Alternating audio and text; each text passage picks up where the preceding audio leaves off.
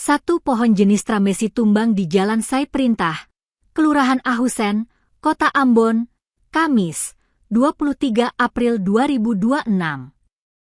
Akibat dari peristiwa ini, satu unit mobil angkot jalur kuda mati bernomor polisi D1609 AE mengalami kerusakan di bagian kaca belakang.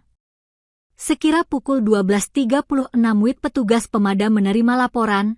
Proses evakuasi menggunakan 2 unit sensor kayu.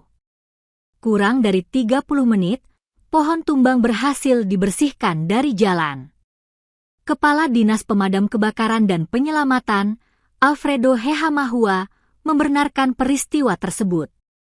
Dikatakannya, penyebab pohon tumbang akibat cuaca buruk, hujan lebat disertai angin kencang.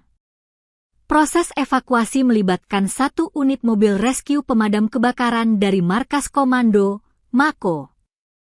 Beruntungnya dalam situasi ini tak ada korban jiwa dan namun ada kerusakan material 1 unit angkot.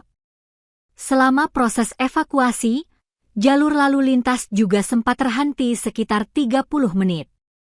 Setelah selesai proses evakuasi, dahan pohon selanjutnya diangkut menggunakan mobil truk sehingga tidak mengganggu aktivitas masyarakat.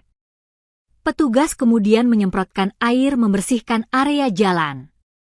Situasi mulai tertangani dan dinyatakan aman sekira pukul 13.35 WIB. Petugas kemudian kembali ke Mako.